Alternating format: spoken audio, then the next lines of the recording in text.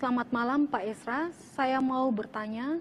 Saya pernah membaca pernyataan orang bahwa Tuhan itu sekedar objek pemenuhan nafsu religius manusia.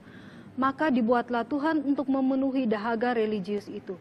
Bagaimana pendapat Bapak soal pernyataan itu? Terima kasih, Tuhan berkati. Tuhan itu sekedar objek pemenuhan nafsu religius manusia. Maka dibuatlah Tuhan untuk memenuhi dahaga religius. Pertanyaan atau pernyataan ini itu berbau ateisme. Ya. Kita tahu bahwa ateisme itu tidak percaya ada Allah. Allah mungkin ada dalam istilah mereka, tapi bukan sebagai sesuatu pribadi yang nyata ada, tapi hanya semacam konsep-konsep. Seperti ada yang mengatakan bahwa cinta itu Allah, Allah itu cinta. Di mana ada cinta, di situ ada Allah. Tapi ada satu pribadi di sana, satu oknum di sana yang disebut Allah itu tidak ada. Itu ateisme. Nah, ateisme menyangkal keberadaan Allah. Lalu muncullah macam-macam teori tentang ateisme itu.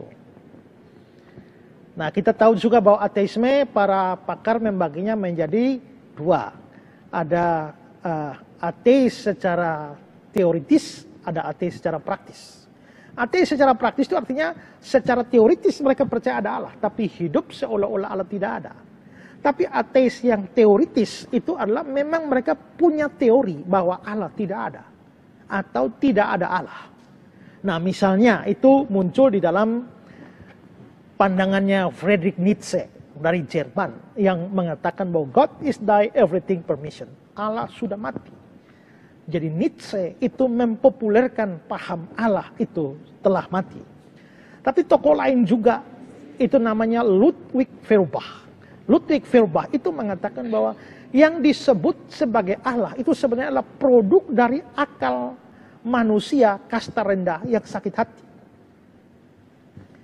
Karena itu menurut Feuerbach manusia harus bertobat. Bertobat itu apa? Bertobat itu adalah meninggalkan teologi dan menuju kepada antropologi. Nah, pemikiran Feuerbach sama bahwa manusia pada dasarnya itu mempunyai perasaan religius. Perasaan religius itu memunculkan atau menuntut sesuatu objek untuk disembah.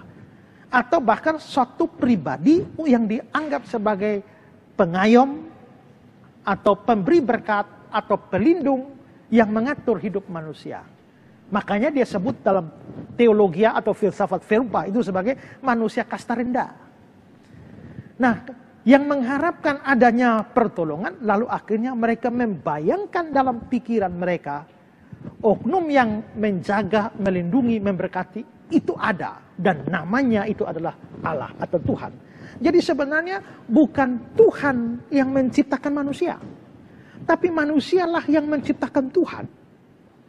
Bukan Tuhan yang menciptakan manusia. Manusia bukan produknya Tuhan. Tapi Tuhan itu adalah produk manusia. Produk apa? Produk dari akal budi manusia. Manusia yang menciptakan Allah di dalam pikirannya. Setelah itu dia sujud menyembah. Nah, itu menurut pahamnya Ludwig Feuerbach. Nah, jadi kalau membaca kalimat yang saudara katakan bahwa Tuhan itu sekedar objek pemenuhan nafsu religius, maka dibuatlah Tuhan untuk memenuhi dahaga itu. Ini bahasa ateis. Di mana mereka tidak percaya ada Allah. Tapi percaya bahwa Allah yang namanya Allah itu adalah manusia yang cipta sendiri dengan akal budi. Setelah itu manusia sujud sembah kepada Allah itu. Padahal Allah tidak ada. Ya. Tapi ya tentu saja kita muncul pertanyaan. Kalau memang demikian, dari mana nafsu religius itu berasal? Ya kan? Kalau Tuhan itu diciptakan untuk memenuhi nafsu religius manusia, pertanyaan kita, nafsu religius itu muncul dari mana? Dan bagaimana bisa nafsu religius itu muncul secara universal? Semua manusia di dalam dunia ini mempunyai namanya kesadaran religius. Maka saudara pergi ke hutan mana saja, atau manusia di ujung mana saja di bumi ini, saudara akan melihat mereka sebagai makhluk religius. Itulah sebabnya ada agama-agama kafir mau sembah batu, kayu, gunung. Pokoknya ada saja yang mereka mau sembah. Pertanyaan kita adalah, dari mana kesadaran religius yang bersifat universal itu bisa muncul? Itu jadi tanda tanya buat ateisme. Dan kalau kita back to the Bible, memang pembukaan Alkitab kita, Kejadian 1 ayat 1, pada mulanya Allah menciptakan langit dan bumi. Pada mulanya Allah. Pada mulanya Allah. Allah itu pada mulanya. Jadi Alkitab sudah dibuka dengan sebuah asumsi dasar yang kokoh. Atau sebuah aksioma yang kokoh bahwa Allah itu ada. Keberadaan Allah tidak pernah menjadi masalah di Alkitab. Bahkan Alkitab menentang atau menganggap bodohlah orang yang menganggap Allah tidak ada. Mazmur 14 ayat 1 dan Mazmur 53 ayat 2 bunyinya sama. Ya, orang bebal berkata dalam hatinya, tidak ada Allah. Orang bebal itu bodoh. Orang bodoh berkata tidak ada Allah. Jadi yang berkata Allah tidak ada itu orang bodoh. Kalau kita mau bicara tentang ini tentu sangat luas. Karena kita mempunyai argumentasi yang namanya argumentasi teleologis. Kita punya argumentasi yang namanya argumentasi ontologis. Untuk membuktikan atau pembuktian keberadaan Allah. Atau juga argumentasi kosmologis. Memang walaupun ada kelemahan. Tapi sebenarnya dalam banyak kasus kita melihat bahwa sebuah keberadaan itu membutuhkan sebab untuk keberadaannya. Atau dengan kata lain bahwa yang ini disebabkan oleh ini, tapi ini disebabkan oleh ini disebabkan oleh ini. Sekarang saudara coba pikir, kalau saudara pergi ke hutan, sampai di tengah hutan belantara, tiba-tiba saudara lihat ada 3 batu tungku. Lalu di atasnya ada periuk. Lalu isi air mendidih. Ada api di situ. Lalu di sebelah ada kopi, ada gula. Sekarang saudara pikir, logis mana? Pertama, ada yang membuat semua itu, atau itu ada dengan sendiri? Kalau saudara logis, saudara tidak akan berpikir bahwa itu ada dengan sendiri. Saudara akan pikir pasti ada orang yang membuat itu semua. 2 orang teman, sama-sama itu orang yang suka menerawang, melihat bintang-bintang, alam semesta dan sebagainya. Ya. Lalu yang satu setelah melihat alam semesta, yang satunya orang percaya Tuhan, ada. Yang satunya ateis, tidak percaya ada Tuhan. Lalu yang satu ini setelah dia melihat lewat teropongnya, dia melihat, wah alam semesta ini bagus. Ya, tata surya bagus. Lalu dia bikin miniaturnya dalam sebuah kaca. Di sini matahari, lalu Merkurius, Venus, bumi, Mars, terus ini lalu ada posisi bulan di sini. Dia bikin cantik. Lalu teman yang ateis datang di rumah. Lalu dia bilang, wah ini bagus sekali nih.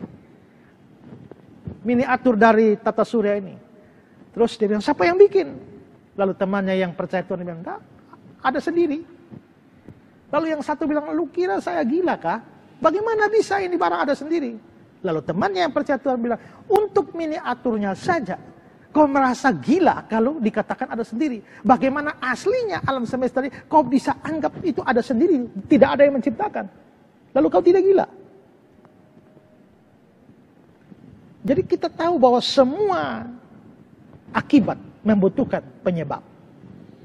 Tapi jikalau semua akibat membutuhkan penyebab, penyebab itu juga itu menjadi akibat dari penyebab sebelumnya, maka sampai satu titik di mana kita harus sampai pada titik di mana dibutuhkanlah sebuah penyebab yang tidak disebabkan atau dia bukan akibat dari sebuah sebab yang lain yang disebut sebagai causa prima. Dan causa prima itu dalam bahasa Alkitab atau bahasa agama itu adalah Tuhan atau Allah. Ya, tapi sebenarnya memang terlalu banyak kalau kita mau bicara soal keberadaan Allah ini. Tapi ya jelas bahwa kalimat yang saudara tujukan itu, yang saudara sebutkan itu adalah kalimat ateisme. Dan menurut saya ateisme dibutuhkan untuk percaya Allah ada, ini kan dibutuhkan iman. Tapi dibutuhkan iman yang lebih besar untuk percaya bahwa ateisme itu benar. Ya. Kalau orang menganggap bahwa percaya Allah ada itu tidak masuk akal, dibutuhkan sebuah ketidakmasuk akalan yang lebih lagi untuk bisa percaya ateisme, percaya Allah. Tidak ada. Kita percaya kitab suci, orang bebal berkata dalam hatinya, tidak ada Allah. Jadi yang percaya Allah tidak ada, itu orang bebal, orang bodoh.